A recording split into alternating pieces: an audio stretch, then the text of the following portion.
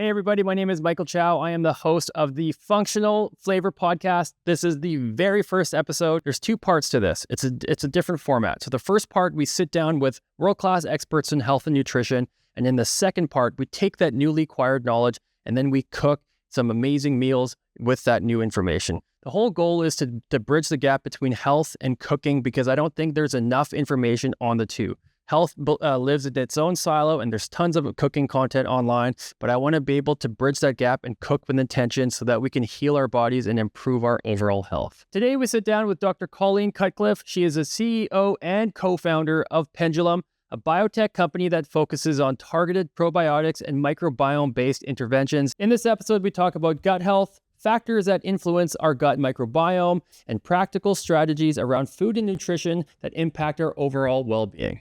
Colleen, welcome to the podcast. Thanks so much for having me. Yeah, super excited. But before we get into the science, I want to hear a little bit about your journey and how you got into the microbiome and ultimately how you got into starting a company called Pendulum. Sure. Well, my background is in basic science research. So I have like a PhD in biochemistry from Johns Hopkins. I did a pretty traditional postdoc at Northwestern and then made my way across the coast out here to the West Coast in San Francisco. I worked as a scientist in a pharmaceutical company. We were developing drugs for Parkinson's disease. And then I did what everybody out here does. I joined a startup. And that startup was a DNA sequencing company. I was still deep in R&D there, running a biology team. And that company went through rapid growth and went public. And on the other side of that, we were sort of thinking about, new application spaces and new opportunities in health and medicine. And this was probably about 13 years ago. The microbiome was just emerging as a new opportunity in science that hadn't been explored yet. And I think from a technical standpoint, me and my two co-founders were like, we understand all the technology that goes into what is the microbiome and how can you impact it in human health. We just are going to place a bet that this is where we should spend our time and days. And so we started this company. That's super cool. And I guess having a background in DNA sequencing, that's very different because DNA is hardwired and hard-coded, right, and rigid, whereas the microbiome is very fluid. And I feel like that's so exciting because like things can change and things can be altered, right? Absolutely. Yeah. If you do like genetic testing and get your results back, you're kind of at a loss of what to do about that. You just kind of know this information now, whereas the microbiome, it's changing all the time. And we'll probably get into like, how is your microbiome changing? What are you doing that's changing it? What's happening to you that's changing it? But the fact is it's completely malleable. So you always have an opportunity to reset it, restore it, change your health. Super cool. Can you explain to us what the microbiome is? Because I think that's a big buzzword. It's like the talk of town these days in health. And so, yeah, if you can explain to us what actually is the microbiome. Yeah, it's a very buzzy word that, sounds and feels real technical. But essentially, the microbiome is all the microorganisms, so bacteria, viruses, and fungi. They live on and in us, and they're kind of everywhere. They're in our guts, they're in our nasal passageways, they're on our skin, and we've co-evolved with these microorganisms such that they play an important role in our health and disease. And so, for example, you're supposed to walk around with all these microbes on your skin, and they're basically a barrier between the outside world and your inside immune system. But because of the way that we're constantly showering and using antiseptic wipes and antibacterial soaps, we've killed that layer off. And so now what happens is all the allergens and pollutants in the world directly interact with your immune system. And as a result of that, we have more allergies, more asthma, all these responses that our bodies are having to things that they wouldn't have otherwise been exposed to because you're supposed to have these bacteria that are preventing your body from even seeing those things. That's crazy. Because the idea of bacteria on our skin, it sounds so foreign because I think when people hear bacteria, they hear, pathogens or bad stuff and like, can we get sick from bacteria, right? And I think flipping the table and just understanding how bacteria can be good for us, I think that's really important to understand.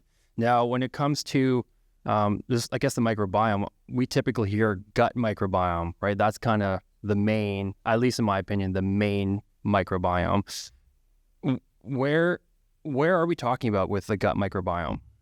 Yeah, the gut microbiome is really an incredibly important part of our body, because when you think about it, all the food you eat first gets digested in the stomach, and then it makes its way through your intestinal tract to this place called the distal colon, the distant part of your colon, and that's where all the action is. That's when we talk about the gut microbiome, that's where this manufacturing, you think about this manufacturing plant with all these different departments that is literally metabolizing your food and generating all these really important molecules, including GLP-1.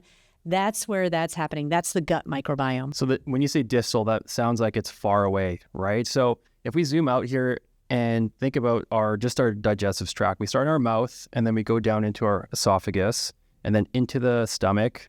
And then we have the small intestine, right? The small intestine's maybe, 20, 30 feet? Yeah, if you extend it out, right. Yeah. But then by cells with all the folds, the villi, microvilli, that could be, I think for my biology class, it was like 3 football fields or something crazy like that. Yeah. And so after that, then we get into the colon. There's a distal colon. What else? There's the ascending colon, and then the one the transverse colon. Yeah, and then the ileum is in there too. But I mean, this is basically exactly when you think about how far these things have to traverse, you're really kind of at the end of the track, and then then you've got it's coming out of the body. Right. If the distal colon is the main target area, how is our microbiome affected elsewhere in the stomach? And I mean, the stomach's such a harsh environment. How are we trying to improve that with our gut microbiome? Or are we trying to improve it in the small intestine as well? There are microbes in the small intestine. There's not the work that's happening in your stomach is mostly enzymes more than it is microbes. But once you kind of get out of and the stomach is really, I mean, to be fair, it does the big lifting, right? You're eating big pieces of food, and it's kind of got all the machinery, both physical and enzymatic, that's breaking that food down.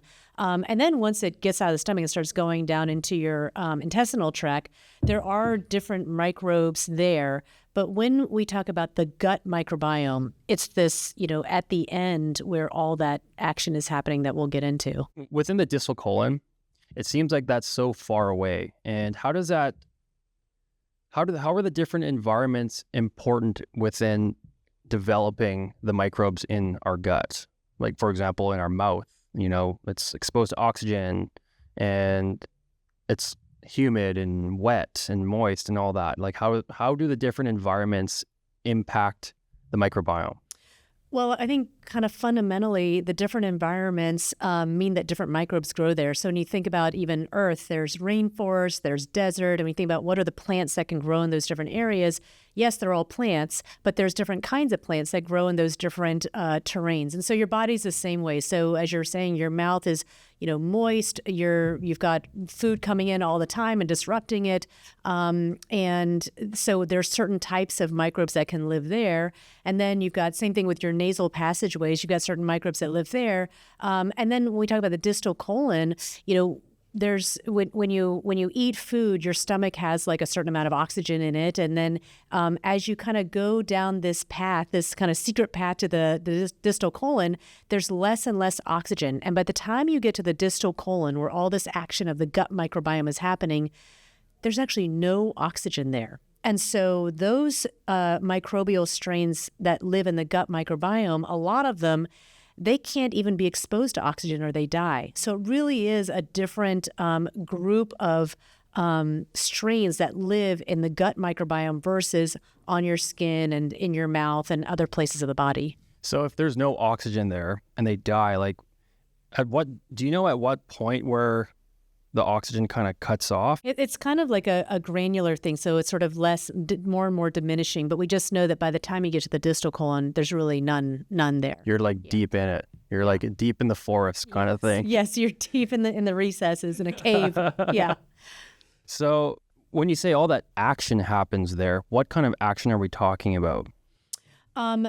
It's kind of all the new discoveries that are being made about the microbiome. And so microbiome is a new word because that really is a part of the body that's been relatively undiscovered until recently. And it's through DNA sequencing that you can start to sequence what these bugs are and what they're doing there. And so because they can't live in any oxygen, it's very hard to grow them and understand what they're doing. And so that's why this is sort of new territory. That's why the gut microbiome and all the gut health stuff that's coming out now feels so new, is because it really is new science. A couple of the really important things that are happening are metabolism of fibers and sugars.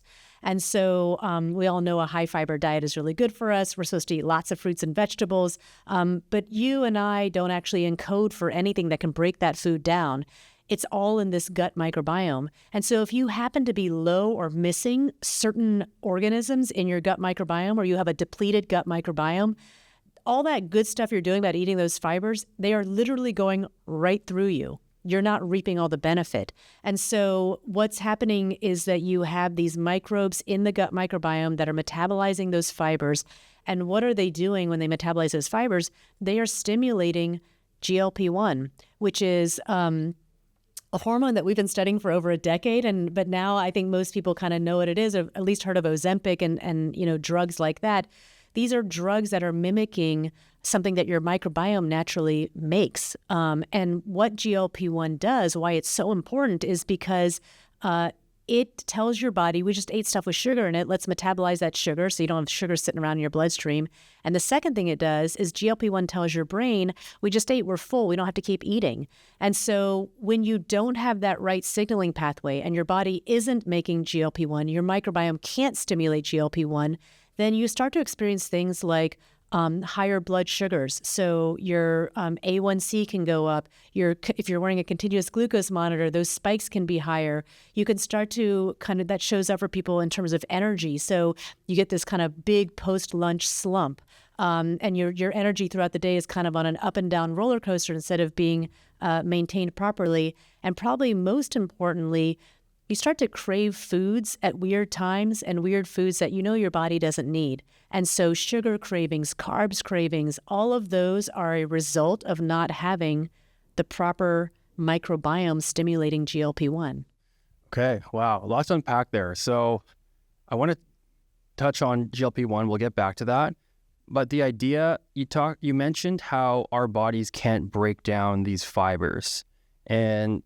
But when it gets to the colon, we have these microbes that can. So it's kind of like there's almost like a being, or these small beings that are helping us, right? I think with plant fibers, and it's really comes down to cellulose, if I'm not mistaken, right? The plant structures that our bodies just don't know what to do with. And if it goes right through, then we're not getting the benefits then. Like the bacteria, I heard this thought where us as humans, we're not actually at the top of the food chain. It's bacteria and microorganisms that are actually at the top of the food chain, because they can actually break us down when it's our time to pass, right? And it's crazy to think, but these microbes that break down these fibers, are there specific fibers that are important to have? Yeah, generally speaking, the fibers that feed these strains are found in, they're soluble fibers. So things like inulin, and they're found in, you think about like going into your grocery store, into the produce section, it's all those leafy greens like your kale and collard greens, asparagus, and your fruits. So pomegranates, blueberries, raspberries. And so all of those kind of whole foods in that produce section are really great sources of soluble fiber. And of course, a lot of people also, because it's hard to get, a lot of fiber into your diet all the time, or do a home-cooked farm, to table meal every night. A lot of people also supplement with fibers. And so there's the old school Metamucil, but there's other supplements that you can use to also be a source of these fibers. And they work pretty well for feeding the microbiome too. So when we talk of the microbiome and the microorganism, so we have this fiber. It's essentially the food that feeds the microbes, right? Yep. And they are, in terms of like, is that what a probiotic is? Is that what the bacteria is called? Yeah, we can do like a quick definition of terms. Yeah, sure, that'd be great, yeah. Because there's a lot of terms out there. Some of them are made up by marketing, and some of them are actually biological terms. Perfect, this is what we all want to know. Like, what's the truth here? Like, would this help us understand that? Okay, well, there's three words that we'll define. So the first is probiotic. A probiotic is actually the living organism itself. So we talk about the bacterial strains, and if you buy probiotics, you'll see on the ingredients list things like that start with lactobacillus or bifidobacterium, all the things nobody can pronounce on the back of the label. They usually have two names and they're italicized. Those are probiotics. Those are names of bacterial strains, and so those are what the probiotics are. The prebiotics are the food that feed those strains. And so we talk about our food, it's actually a lot of it is the same as the food for these bacterial strains. So these fibers, polyphenols, all of these, nutrition plays such an important role in our microbiome because it's the source of food, the prebiotic. So the probiotic is the organism, the prebiotic is the food that feeds them. And then, well, what do these probiotics do? Like, what are they making? These are called postbiotics. So, they're generating all these small molecules, and those are called postbiotics. So you have prebiotics, it's the food. Probiotics is the organism. Postbiotics is the small molecules they make. And a lot of drugs try to mimic those postbiotics. So what are those postbiotics doing? What's their function?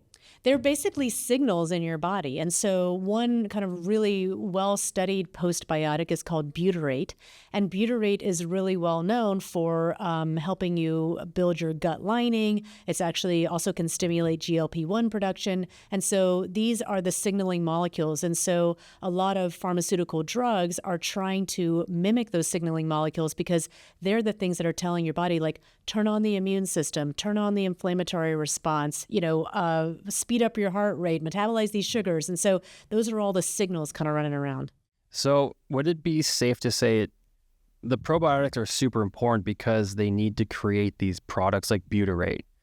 Can we just take butyrate? Is there a shortcut just to go straight there? Or why are probiotics the main source of the main target for action? Yeah, it's a great question because you can actually go buy butyrate. And the question is like, well, if I can just get straight to the postbiotic, why don't I do that? And one of the interesting things about, let's just keep going with butyrate, is that there have been a lot of animal studies that have shown that if you just supplement with butyrate, you can actually cause incredible weight loss. You can have a lowering of A1C. You can have all these amazing benefits. And yet that hasn't translated to humans.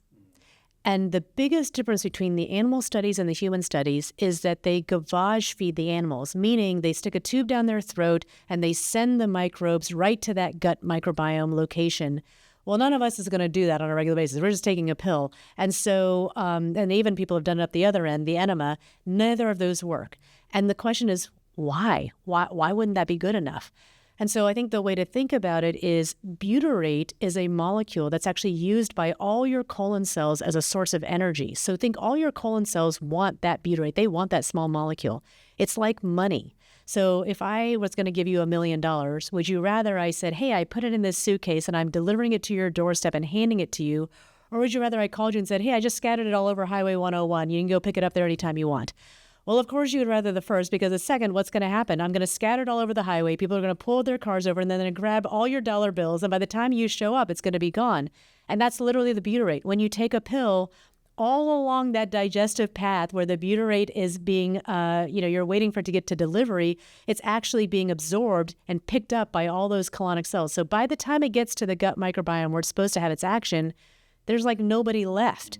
And so this is the big reason, the big hypothesis of why you can't really shortcut it by just taking the butyrate. You got to take the microorganisms. They have to actually take a foothold in your microbiome and start to grow there. And then they make the butyrate. And then when they make the butyrate, they're literally at the door of who's supposed to be getting that signal. They're giving that dollar bill straight to the receptor. So, wow. I think it's a common problem with most drugs, right? It's the target, like delivery of the goods, delivery of the actual drug to where it needs to go. Yeah. And so if we need to get to the distal colon, which is like so far away, like we just mentioned with the whole digestive tract, it seems like such a process. Yeah. How do we get there? How does our food, like if I'm eating a lot of fiber, how does that get there? Our stomach breaks down the fiber, and then how does that get to the target? Well, I mean, this is literally like a tunnel or a track. Everybody goes in one direction. And so your fibers will make their way down there. The issue is if you're trying to supplement with these postbiotics or the prebiotics, then you have to create an artificial system because that's not what's normally happening. Your body is built for the foods to get there, but not for these extra supplements that you're taking. And so this becomes a really important thing for people to look at when you're buying a supplement or a probiotic that's not, the food or the prebiotics. When you're talking about the probiotics, you got to make sure that the capsule that it's in is going to get it all the way there. And so there's two really important things about capsules. One is that it has to be acid resistant because it's got to make its way through that stomach acid. And the second thing is it's got to have a time-delayed release so that it makes it all the way to the distal colon before the capsule dissolves and releases the goods there. And this is expensive to get an acid-resistant, time-delayed release capsule. And so, when you go online and you're like, oh, I want to find the cheapest probiotic, just make sure that you're getting the one with the capsule. Otherwise, you're literally just scattering your money all over the freeway. Wow. That's so important to know because I don't think a lot of us understand that, right? Like when you hear probiotic, there's a lot of products out there. You get them in sodas, you get them in liquids. Is there any validity to those things? Are there certain strains that need to live in the stomach? Are there certain strains that go in the small intestine? How come we don't know that? Yeah, well, I think that's because the strains that we've kind of known about, the ones that aren't these oxygen-sensitive strains, they are actually fine. Like yogurt, and actually a lot of people don't know this, but the probiotics that are in yogurts, they're called this whole family of lactobacillus strains. Yogurt processing here in the U.S. is you kill all the bacteria in there, and then they actually add that back in afterwards and mix it in. And so you're getting it's literally an additive. But these are the strains. Remember we said there's some that can live right in that small intestine, right on the other side of the stomach.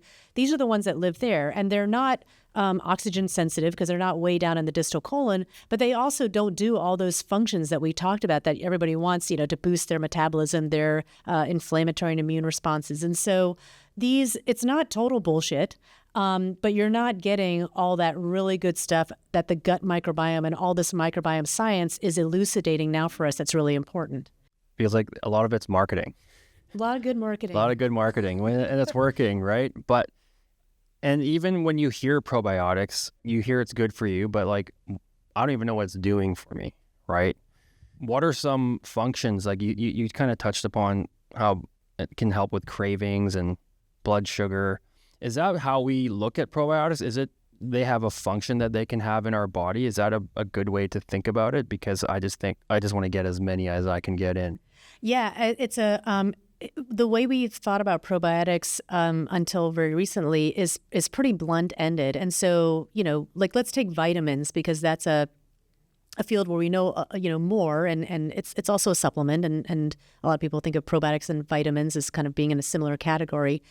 If you were starting to kind of get a cold or get the sniffles, which vitamin would you go shopping for? You're going to be like, well, I need some more vitamin D. You'd be like, no, I need vitamin C. And so we all have this kind of level of sophistication of, okay, if I want to boost my immune system, I got to go get vitamin C. If I'm trying to, supplement for other things, like what are the, vitamin K, vitamin D, there's different B12, there's different things that those different vitamins do. And yet for probiotics, you have these, thousands and thousands of different strains, and we're like, it's a probiotic. And so what we're learning now is different probiotics do different things. And so when you look at your label, and it doesn't really, most of these things have two names. And so how to read a label, don't worry about the second name so much. Like the education is really, the majority of what that thing does is in the first name. So there's lactobacillus strains, there's bifidobacterium strains. And so that's where you'll start to see, what am I tackling? And I hope that we will start to get to this level of sophistication. So if you have leaky gut, you should probably be supplementing Akkermansia. And that's not in most of the probiotics that are on the shelves. And so they do have specific functions. I think it's just something that is pretty new information and isn't normal knowledge like it is for vitamins. Cool. Okay. So what is leaky gut? What is considered leaky gut? And why is that important to understand? Well, the reason it's important to understand is because many of us have digestive issues, and this is like gas or bloating or food sensitivities. And for many people, they actually start to get those later in life. So a lot of people are like, well, I used to be able to eat everything, and now all of a sudden I can't eat these certain foods, or I get really sensitive, or when I travel, there's certain things that they're going to make me feel really sick.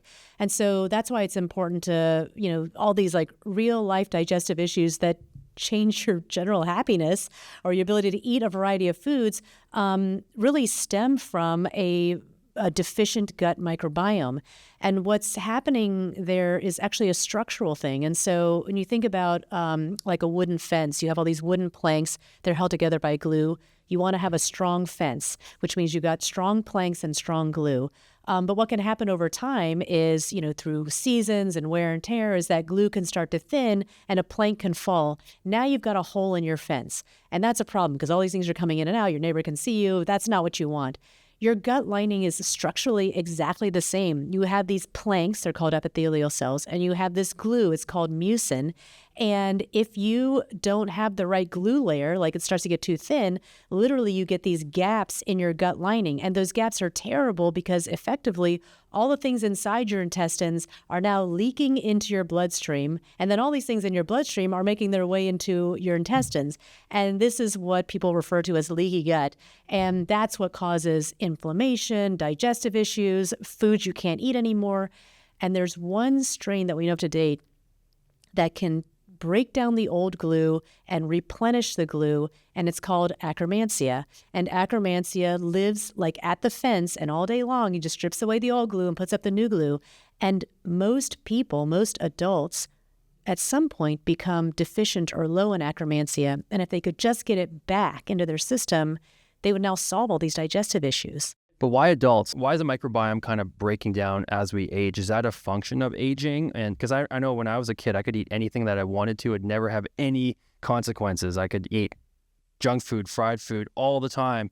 But now if I do that, I do too much, just wreaks havoc on my gut. And is there something to do with aging? What are some other factors that could impact the gut lining? Yeah, absolutely. And you're not alone. Most people can remember a time where they could eat or drink whatever they wanted to, and there's like no repercussions. And then as you age, you're like, well, now I got to get this amount of sleep. Now I got to get this amount of hydration. Now I can't eat these foods, or I can't, do all the things that I used to do. And the fact is that there are so many studies, thousands of studies showing that the depletion of the microbiome is something that happens over time. And that depletion is linked to losing these things that can, deal with the gut lining, these things that can perform all these different metabolic functions. And so the two biggest things that we have control over that change our microbiomes are, number one, antibiotics. So if you've ever taken an antibiotic, and we all have, antibiotics are like a nuclear bomb to your microbiome. They literally are there to kill bacteria. And so a lot of times, if you think about it like a garden where you have like all these fruits and vegetables and flowers in this garden you've been pruning and taking care of, and you're like, oh my God, a weed, and you just threw bleach all over the whole garden. That's what an antibiotic is like. You've just killed everything in there and decimated it. And then what's going to grow back kind of becomes a different thing than necessarily what you planted in the first place. And so antibiotics are one of the biggest ways that you change your microbiome. And a lot of people don't recover the right microbiome after that. And the second biggest thing that affects your microbiome is your nutrition, the food that you eat. And so if, let's say, you're a carnivore and you decide, well, I'm going to become a vegetarian, within 4 to 8 weeks, you've entirely changed all the different microbes that are in there. Because remember, they live inside you, and so what you eat is literally their food. It's what feeds them. You have complete control over who lives and who dies based on your diet. So those are the two biggest things. You're taking antibiotics, and your nutrition affects your microbiome. Now, there's a bunch of stuff you don't have control over that also can cause your microbiome to become depleted. Simply aging causes our microbiome to become depleted. When we go through periods of intense stress, that causes our microbiomes to become depleted. When we travel and our circadian rhythm gets messed up, night becomes day, day becomes night, that causes your microbiome to become depleted. When you go through hormonal changes, so like when women go through menopause, your microbiome becomes depleted. So there's all these things that you don't really have control over that are causing the ongoing depletion of your microbiome. And that's why overall, as we age, because you will have had more chances to take antibiotics, you will have certainly experienced stress, travel, all of these things cause our microbiome to become depleted. And now that shows up for us in reduced functions. We can't eat or drink everything that we wanted to because now the body can't metabolize it. Okay, well, if those factors, there's a lot of factors that we can't control. And if we can't control, taking antibiotics and or nutrition, if we were rebuilding our gut, let's say I take a whack load of antibiotics. Actually, when I was, I don't know, maybe 10 years ago, I had strep throat, I think 4 or 5 times in 1 year. And the doctor just said, you need to get rid of this. You can't, it's hard to get rid of on your own. So you need to go on this a lot of antibiotics. And so I found after that, I think my gut got absolutely destroyed. I would find, this may be TMI, but like undigested food a lot in my stool. And if I were to rebuild my gut, starting from nothing, starting from an empty playing field, and now I'm like starting to build a sports team, how can I build my gut as powerfully as possible? Yeah, it's a great question. And I just want to maybe emphasize that I'm not an antibioticer. Like people, there are situations where you've got a bacterial infection, where you should definitely take antibiotics. So don't turn your doctor down. It's just don't ask for it unless your doctor's telling you need it. And maybe one more piece of information about antibiotics and chronic antibiotic use. There was a great study that came out in 2012 that was subsequently repeated by the Mayo Clinic, where Marty Blaser showed that babies who were on a lot of antibiotics were subsequently more obese later on in life. And the Mayo Clinic showed that if you're under 2 years old and you're on a lot of antibiotics, later on in life, you're not only more prone to obesity and diabetes, but you're also more prone to allergies, asthma, ADHD, celiac disease. And so this early detriment to your microbiome and doing it over and over again, in a lot of ways, it's unrecoverable. And if we hone in on the obesity thing and metabolism thing for a second, this is something that farmers have actually been using for a long time. They feed their cattle antibiotics. Why are they feeding them antibiotics? Because they noticed that when they gave them antibiotics over and over again, the cattle started to gain weight. And so that's great. If you're a farmer, you're like, okay, now my same cow is twice as big. The problem is, as a human, we're not really looking for that. And why is that? It's because when you take these antibiotics and it completely decimates your microbiome, your body is basically like, well, that was terrible. When we rebuild our microbiome, we better build a microbiome that is going to absorb calories, that's going to keep us as healthy as possible. This is like getting back to caveman days of the guy who survived was the one who knew how to hold on to all their calories and fat. Of course, in today's world, that's not the microbiome any of us really want. So we want the one that's like, get rid of all of it. And so the downside of these antibiotics is that the microbiome that you get afterwards, if you kind of don't do anything proactive about it, is more likely to be one that's going to cause you problems because it's going to try to absorb calories to keep you healthy.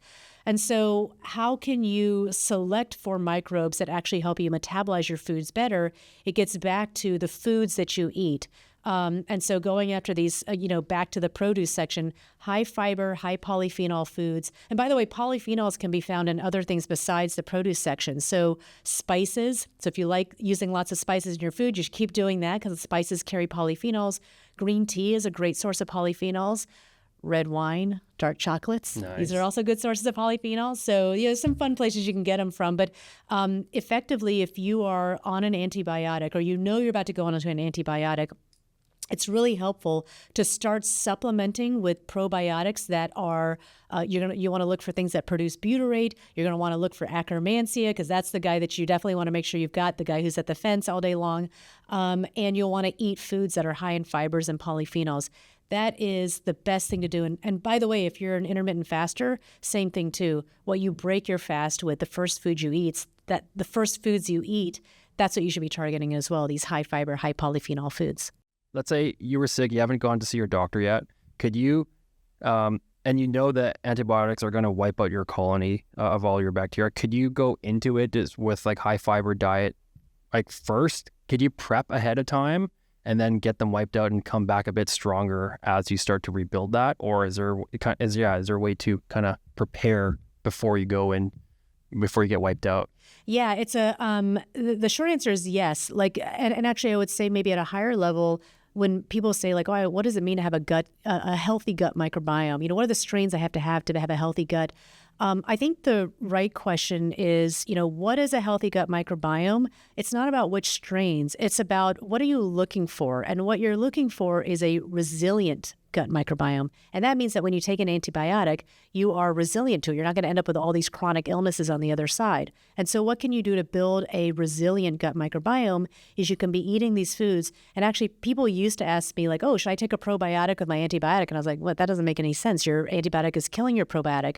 But there have actually been a couple of really well-done studies showing that if you are taking a probiotic and then you start an antibiotic, yes, the antibiotic does still decimate things, but there's something about having taken that probiotic and eaten those good foods and had that good nutrition that makes your microbiome more resilient. So on the other side of that antibiotic, you're actually building back up these, desirable microbiome more than other people. So yeah, the thing to do to prep is in general, you should always try to have a good diet. And then you might even want to be deliberately, supplementing before you go on to an antibiotic. Okay. Yeah, because the way I see resilience is like, how fast can you get back to baseline? That's like the best definition I've heard for resiliency. And yeah, we get wiped out, and then how do we get back to that part? But like, are there certain strains we want to optimize for, or like, how do we test for what makes for a good gut? Well, there's gut microbiome tests that people can take. I would say we're still in the very early days of, are those tests even telling you what you want to know? Because remember, your microbiome changes all the time. So like, doesn't matter like when you take that test or if you took 1 or 20 tests to get baseline. So there's testing out there. I think there are healthcare practitioners that are really good at pairing that with your symptoms and all your history and all of that. So generally speaking, that's one way. But really, the more important thing is sort of symptomatically, like, are you experiencing these energy slumps? Are you experiencing weird food cravings? Do you have digestive issues that you didn't used to have? That's telling you that you've got some kind of a depletion in your microbiome. And so there's probably an opportunity to supplement. And so this Akkermansia strain has emerged as a keystone strain, meaning that it has an outsized impact on your gut resilience. So you definitely want to, when you're thinking about which strains do I really want to pull back into my system, Akkermansia is one of them. And this has really been the nature of the work that has really evolved over the last decade, these thousands of papers on the microbiome. So you want Akkermansia muciniphila, that's an important strain. And you want strains that can produce butyrate. So the strain that's kind of like the most well-known butyrate producer is called Clostridium butyricum.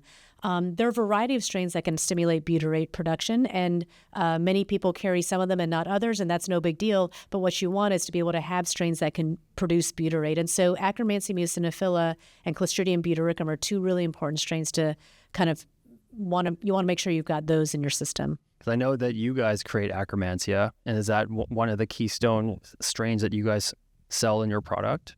Yeah, and actually we are, we were the first ones to be able to manufacture and sell Akkermansia, and kind of maybe not surprisingly, we'll just do a little buyer's beware here. If you go onto Amazon right now and you hear this and you're like, okay, I got to go get Akkermansia, you're trying to do the right thing, just buyer beware, because there are a bunch of Akkermansias on Amazon that don't actually have Akkermansia in the bottle. And so, and actually there's a professor at Cornell who recently kind of sequenced all of those different Akkermansias that he bought from Amazon.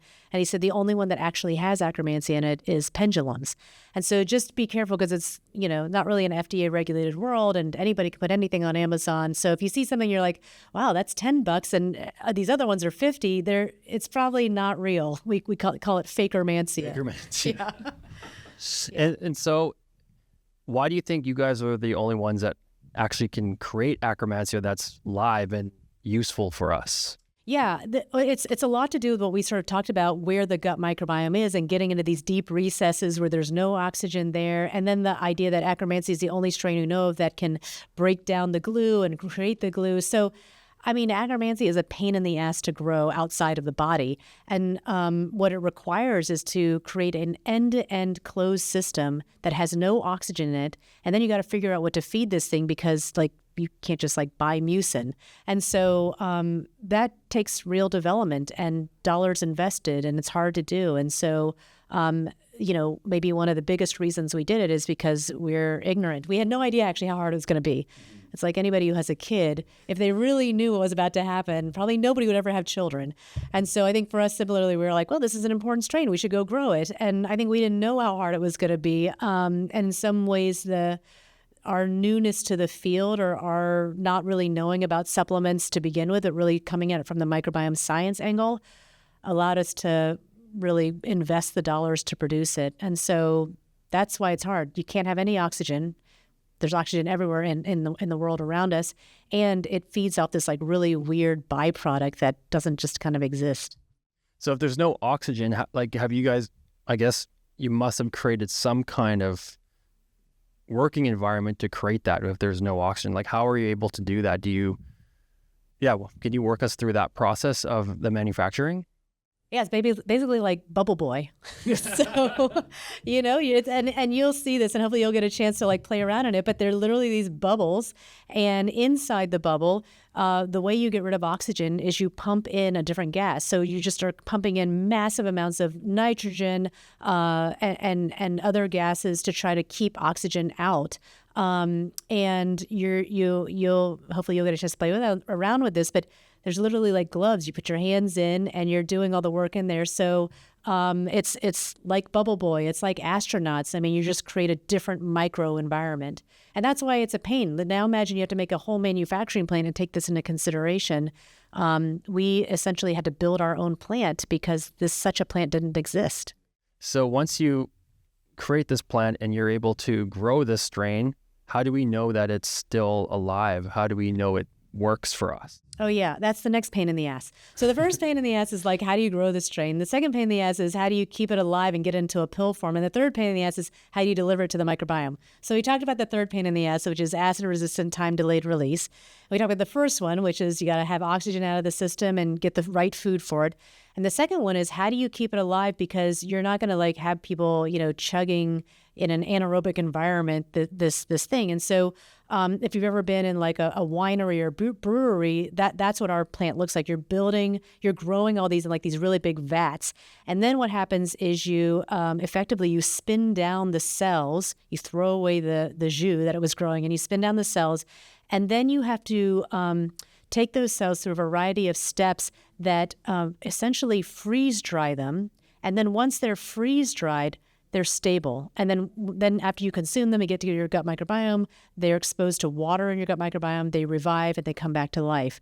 And so there's a series of really important steps in this freeze drying process that have to be done in order to maintain live Akkermansia. And so this is the other thing on the buyer beware list is you want to make sure that if you're buying Akkermansia, it's live Akkermansia, because it's way easier to make dead Akkermansia, and people literally sell what they call pasteurized Akkermansia, and that's effectively, they have to figure out how to grow it, but they don't have to figure out how to keep it alive. And then when you deliver it to your microbiome, you're delivering dead Akkermansia.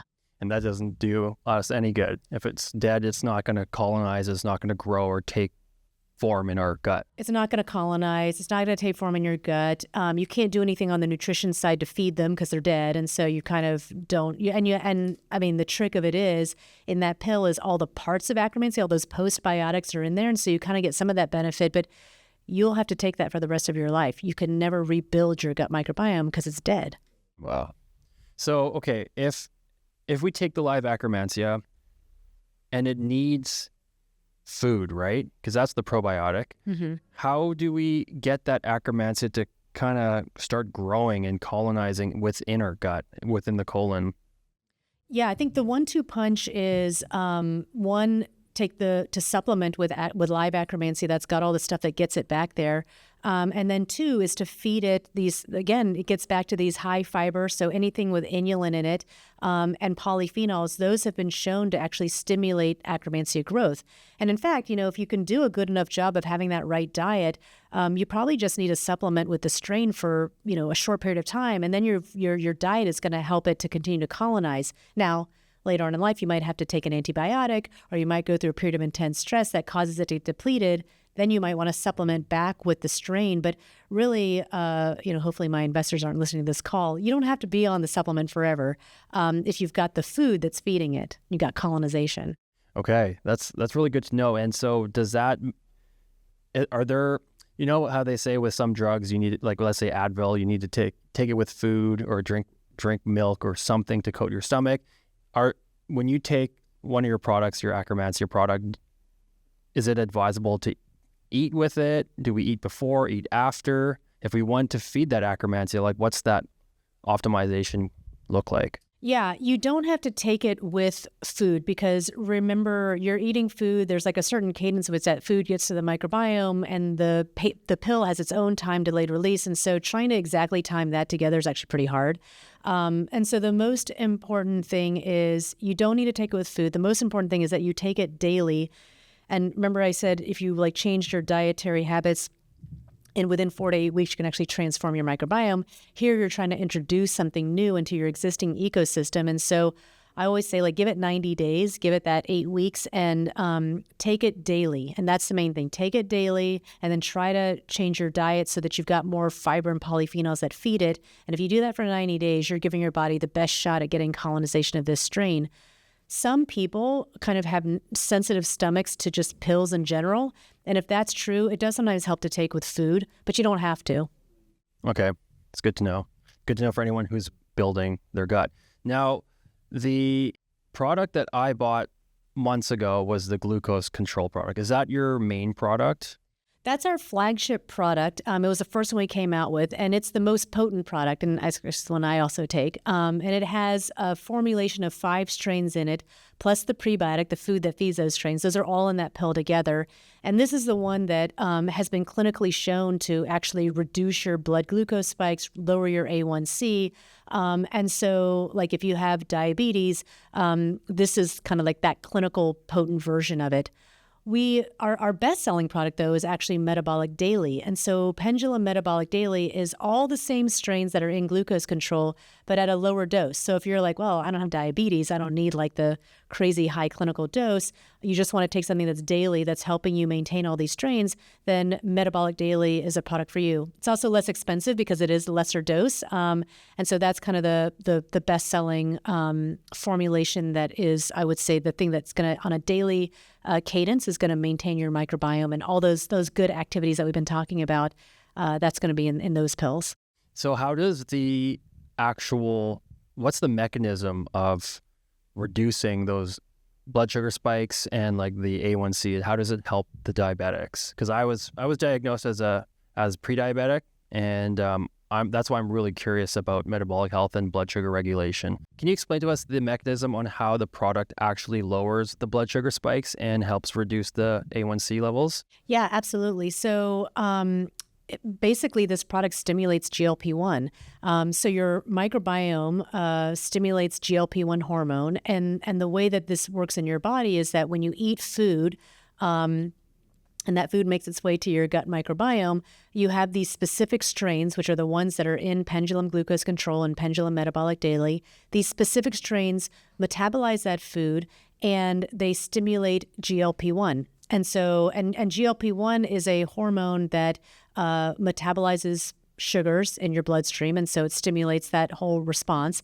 And then it also tells your brain that you're full. And so it's I was thinking of GLP-1 as sort of like, when you go fill your car with gas, and then it kind of has that click, and that's when the thing knows, okay, stop adding gas because the fuel is full. Yeah, GLP-1 is your body's click. And so when GLP-1 gets made, your brain's like, oh, I'm full. I don't have to eat any more food. And so the microbiome is responsible for generating that click for you. And so for a lot of people, if you don't have these strains, you don't get that click, you never really feel full, or you get weird food cravings, and certainly your body isn't metabolizing properly the sugars that you just ate. And so what these strains do is they stimulate GLP-1. They provide that click. And so that's really how they work. It's all through the GLP-1. It seems like butyrate is what we need. The GLP-1 is what we want to stimulate. Yep. And is there a way in these pills, does that help secrete more GLP-1? Does that give us more GLP-1? Does it create more cells that create the GLP-1? It directly stimulates the release of GLP-1. And there are only 2 strains that have ever been published to date that can do that directly. And one of them is Akkermansia muciniphila, and the other is Clostridium butyricum. So, at the end of this, if you remember nothing, it's just that those 2 strains, Akkermansia and Clostridium butyricum, are really important for your metabolism and your gut health. And we are literally, losing them through all these different things that we're doing, but also things that are happening to us. And so it might just be that you have all these metabolic issues and digestive issues because you're just missing these key strains. And that's really what we're delivering back. That's amazing work. And the fact that you guys are the only ones that can do that, if that was sequenced by that Cornell prof, it's cool to see that there's a company like yours that's doing work that's clinically proven. You've had the results, you have the receipts to show that your work is real and legit. And I definitely want to start the product. I want to try. I just had my blood tested a couple weeks ago. I want to try, go on it for, as you mentioned, 90 days.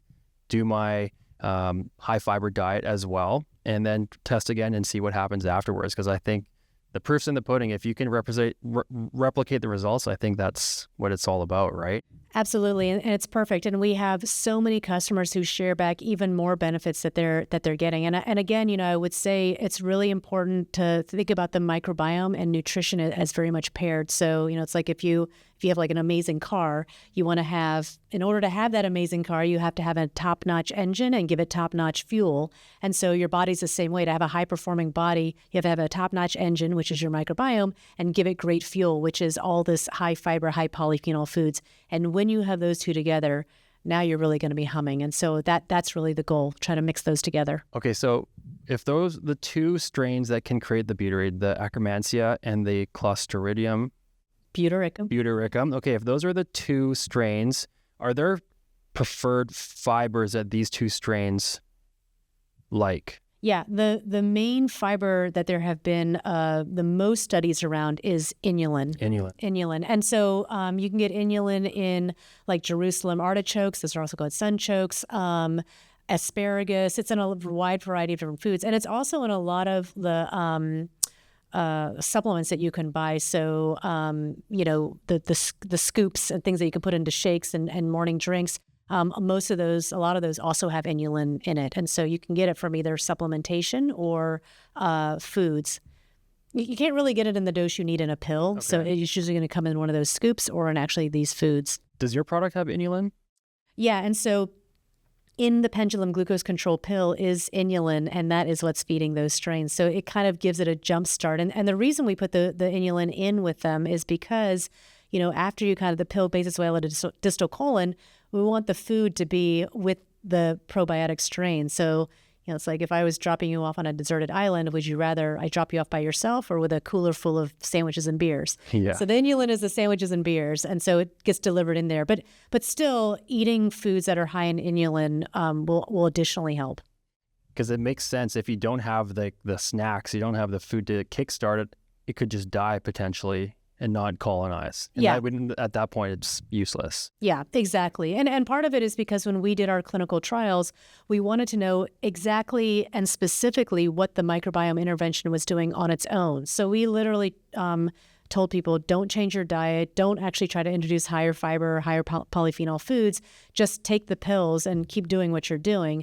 And so the efficacy that's been published is really without any dietary change. So if you also do this dietary change, it's going to be like really quicker and more potent. And so can you just walk us through what your results were and what the experiment was and what the results were? Yeah, the publication that I was referring to is in a British Medical Journal, and it was a placebo-controlled, double-blinded, randomized clinical trial. And in this trial, there were people who just got placebo. I should say all the people in the trial had type 2 diabetes, and almost all of them were on metformin and or sulfonylureas. And so there was a placebo group who only got the placebo pill. Then there were people who got the pill with the full formulation. And then we actually had a third arm, which was people who got the pill without Akkermansia and one other strain in it. Because remember I said Akkermansia is really a pain in the ass to grow? So when we did this trial, we were like, what if Akkermansia isn't that important? Now let's see if we really have to figure out how to grow this thing. So there's a third arm that didn't have the Akkermansia strain in it. And what we found is that after 12 weeks of being on the product, the people who were on the full formulation compared to placebo had a lowering of A1C by 0.6 and a lowering of their blood glucose spikes by 33%. And so if you're familiar with pharmaceuticals out there, you'll know that's on par with that kind of efficacy, but it's a natural product and it's giving back these natural strains that you've lost over time. Unfortunately, the pill that didn't have the Akkermansia in it, it did perform, but not as dramatically as the ones that did. So that full formulation is in Metabolic Daily and Pendulum Glucose Control. So the Akkermansia is that star. It sounds like it. It's pretty important. It's pretty important. So reducing the A1C by 0.6, that could really bring someone out of that diabetic range. Yeah, it's a pretty big deal. It can move you from, when we think about the spectrum of healthy to pre-diabetes to type 2 diabetes, that can move you into a different category. That's pretty remarkable. Now, when you talk about the reduction in the glucose spikes, are we talking about like the height of the spike itself? Yeah, the way that those studies are done, this is sort of the gold standard for measuring glucose spikes, is you kind of have somebody come in, they drink this like really sugary drink that has a bunch of sugar and glucose in it, and then you take blood samples from them every 15 minutes for 2 or 3 hours. And what you'll see in the blood after you eat sugar, and this happens anytime you eat even any foods with sugar, is you get the amount of sugar in your bloodstream goes up. And then your body, remember that's that GLP-1, your body will metabolize that sugar, and then the amount of sugar in your bloodstream will go down. That curve has an area under it, and that area under the curve is what is being compared. And so the improvement in your blood glucose spikes can come in the form of a lower spike, or it could come in the form of, it could be the same height spike, but it's narrower. So your body is responding quicker and getting rid of it. But it's that area under the curve that you're measuring. And if you were a continuous glucose monitor, all of those area under the curve measurements, that's what it's spitting back out to you. And so you could see an improvement in that. And I would just say if anybody is thinking about wearing a continuous glucose monitor, or you do, you should definitely run experiments that lots of our customers have run, which is eat a food, see what your area under the curve is or what your spike is, and then after you've been on the product for 90 days, eat that same food and see if you got a reduction in that spike. And that's what you're really looking for. I love that. Yeah. Challenging people, like put the product to the test. Yeah. That's amazing. Yeah. I want to be cognizant of your time. I know we have till 12:30. So if we're happy to end here, we can end here. But if there's anything else you want to say? Yeah, maybe the last thing I would say is that for many of us, we can, through the process of aging, we can start to become kind of complacent with things that are happening to our bodies. We can start to think that, well, my digestion is just going to be worse. That's just part of aging. Or I'm going to have these food sensitivities. That's just part of aging. Or I'm going to be tired a lot more frequently. That's just part of aging. Or I'm going to crave these foods and I'm going to hold on to, have higher fat content in my body because that's just part of aging. And the truth is that you might actually just be missing these strains in your microbiome that if you gave it back, you could start to restore all those digestive and metabolic functions. And so don't give up quite yet. My ask for people is, learn about the gut microbiome, come to our website, pendulumlife.com. We have a ton of data on there, and just start to bring awareness to the role of your gut microbiome in your overall health. And it doesn't have to be the way it is. You might have some huge opportunities to just live better. Amazing. Can take control of our health back. Exactly. In a way that can be adapted and adjusted relatively quickly, unlike our own DNA. Exactly. Yeah. Cool. Thanks, Dr. Cutcliffe. Thanks, Colleen. Thanks for your time. Thanks for having me. Thank you. And that is it for the first episode of Functional Flavor. Big thank you to Dr. Colleen Cutcliffe for sitting down with us to talk about our gut health. If you are interested in trying any of these next generation probiotics, make sure to head to pendulumlife.com and use promo code Michael20 at checkout for 20% off first orders. And if you are excited to support your gut with food, make sure to subscribe and stick around, because in the cooking segment, we're taking what we learned about Akkermansia and Clostridium butyricum, and we're going to create some really great dishes to help support these keystone strains. We're talking fiber-rich, gut-friendly, and flavor-forward food, and I'll see you guys in the next video.